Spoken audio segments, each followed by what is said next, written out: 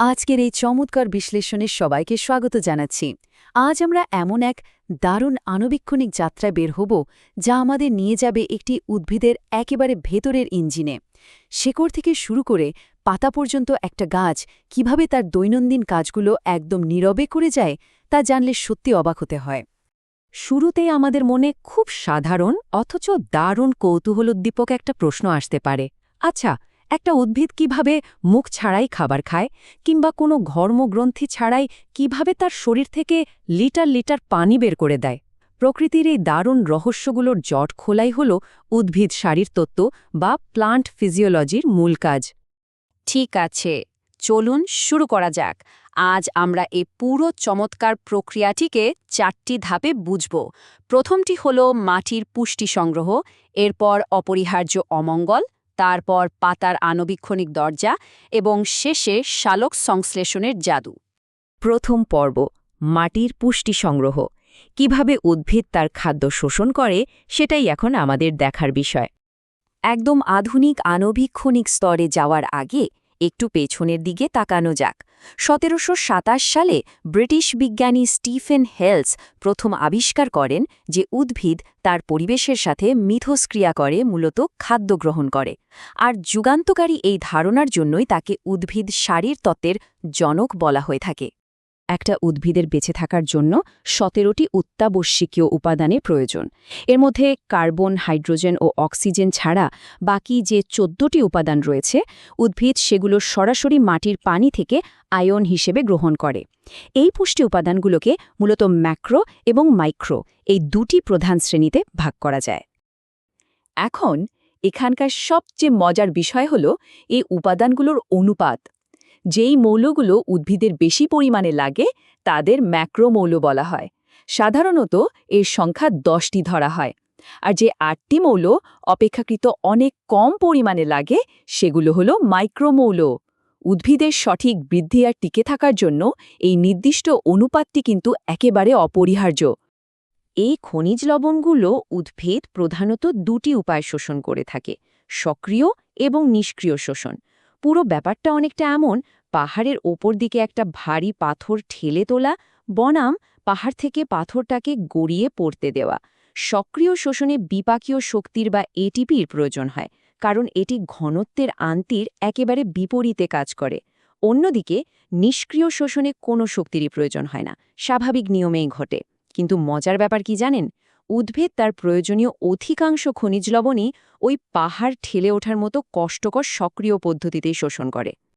আর এই সক্রিয় শোষণের অত্যন্ত আধুনিক এবং দারুণ একটা তত্ত্ব হল প্রোটন অ্যানায়ন কো-ট্রান্সপোর্ট। এই প্রক্রিয়ায় কোষের ভেতরের এটিপি ভেঙে যে শক্তি নির্গত হয় তা একটি প্রোটন পাম্প তৈরি করে। এর ফলে এমন একটি গ্রেডিয়েন্ট বা নতিমাত্রা তৈরি হয় যা মাটির পুষ্টি উপাদানগুলোকে আক্ষরিক অর্থেই জোর করে কোষের ভেতরে টেনে আনে। ঠিক এভাবেই উদ্ভিদ তার নিজস্ব শক্তি ব্যয় করে নিজের জন্য অতীব প্রয়োজনীয় খাবারগুলো সংগ্রহ করে। এবার আসা যাক আমাদের দ্বিতীয় পর্বে, অপরিহার্য অমঙ্গল, প্রচ্ছেদনের বিশাল কর্মযজ্ঞ। শেকড় থেকে এবার আমরা ধীরে ধীরে পাতার দিকে এগিয়ে যাব। এখানে এই 99% সংখ্যাটি কিন্তু গভীরভাবে ভাবার মতো একটা বিষয়।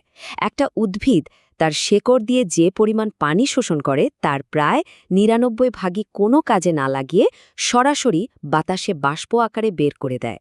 অর্থাৎ শোষিত পানির মাত্র 1% তার দেহে কাজে লাগে। অবাক করার মতো ব্যাপার, তাই না? ঠিক এই কারণে বিজ্ঞানী কার্টিস এই প্রক্রিয়াটিকে বলেছেন একটি প্রয়োজনীয় অমঙ্গল। একটু গভীরভাবে চিন্তা করলে একটা খুব যৌক্তিক প্রশ্ন মাথায় আসে। বেঁচে থাকার জন্য পানি তো সবচেয়ে মূল্যবান সম্পদ, তাহলে একটা উদ্ভিদ কেন স্বেচ্ছায় তার এত বিপুল পরিমাণ পানি এভাবে বাতাসে ছেড়ে দেবে? এর পেছনে নিশ্চয়ই বড় কোনো কারণ আছে। সুতরাং সবচেয়ে গুরুত্বপূর্ণ বিষয়টি হল প্রচ্ছেদনের এই অপরিহার্য কারণগুলো। পানি হারানোর মাধ্যমে উদ্ভিদ আসলে ওপরের দিকে এক ধরনের শূন্যস্থান বা ভ্যাকিউম তৈরি করে, যা শেকড় থেকে আরও পানি এবং সেই ভারী খনিজ লবণগুলোকে উঁচুতে পাতায় টেনে তুলতে সাহায্য করে। শুধু তাই নয়, এটি উদ্ভিদের তাপমাত্রাও নিয়ন্ত্রণ করে, কোষের স্ফীতি বজায় রাখে এবং পাতার ওপরিভাগে ছত্রাকের আক্রমণ থেকে উদ্ভিদকে রক্ষা করে। মানে দাঁড়াচ্ছে এই অমঙ্গল ছাড়া উদ্ভিদের বেঁচে থাকাই এক প্রকার অসম্ভব। পানি হারানোর এই বিশাল প্রক্রিয়ার প্রায় ৯৫ থেকে ৯৮ ভাগই ঘটে থাকে একটি নির্দিষ্ট এবং অত্যন্ত নিয়ন্ত্রিত পথ দিয়ে, আর মাত্র খুব সামান্য কিছু অংশ কিউটিকল বা লেন্টিসেলের মাধ্যমে বের হয়। এই প্রধান নিয়ন্ত্রিত পথটি নিয়েই আমরা এবার বিস্তারিত জানব। আমাদের তৃতীয় পর্ব, পাতার আণুবীক্ষণিক দরজা। জীবনে প্রবাহ কিভাবে নিয়ন্ত্রিত হয় তা দেখতে আমরা এখন পাতার ঠিক উপরিভাগের কোষীয় স্তরে জুম ইন করব। পাতার এই আণুবীক্ষণিক দরজাগুলোর নাম হল পত্ররন্ধ্র বা স্টোমাটা। এগুলো মূলত পাতার ত্বকে থাকা অত্যন্ত সূক্ষ্ম ছিদ্র, যা দুটি অর্ধচন্দ্রাকৃতি রক্ষী কোষ দিয়ে ঘেরা থাকে। এই রক্ষী কোষগুলো ফুলে উঠলে বা চুপসে গেলেই দরজাগুলো খোলে এবং বন্ধ হয়। আর একদম নিখুঁতভাবে এভাবেই উদ্ভিদ তার ভেতরের চাপ এবং গ্যাসীয় আদান প্রদান নিয়ন্ত্রণ করে থাকে। বিজ্ঞানীরা কিন্তু একদিনে এই দরজাগুলোর রহস্য ভেদ করতে পারেননি।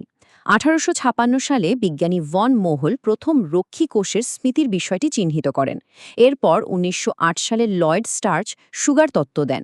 ১৯২৬ সালে সেওরি এটিকে পিএইচ মাত্রার সাথে যুক্ত করেন। আর অবশেষে ১৯৪৩ সালে এসে ইমামুরা প্রমাণ করেন যে পটাশিয়াম আয়নের প্রবেশই হল এর মূল চাবিকাঠি। প্রায় ১ শতাব্দীর নিরলস গবেষণায় এই অসাধারণ রহস্যটি উন্মোচিত হয়েছে। চলুন সামনের দিকে এগোই এবং দেখি কিভাবে এটি ধাপে ধাপে কাজ করে।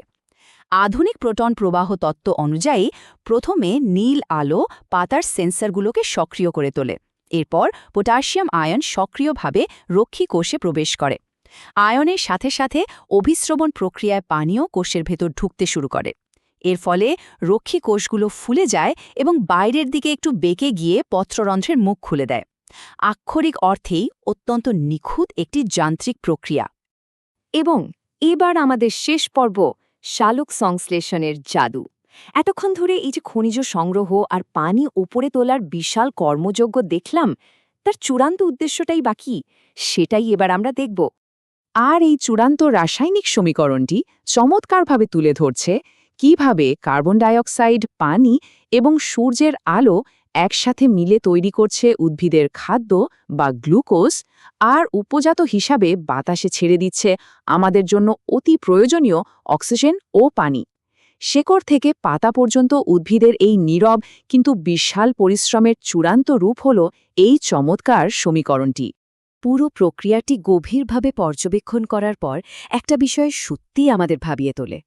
কিভাবে এই একটিমাত্র নীরব রাসায়নিক সমীকরণ পৃথিবীর সমগ্র জীবজগতের অস্তিত্ব টিকিয়ে রেখেছে। উদ্ভিদ নিজে একেবারে নিঃশব্দে তার এই কাজগুলো করে যায়, অথচ তার প্রভাব পুরো পৃথিবীতেই প্রাণের সঞ্চার করে। এই গভীর এবং চমৎকার বিষয়টি ভাবার জন্যই আজকের মতো আমাদের এই বিশ্লেষণটি এখানেই শেষ করছি।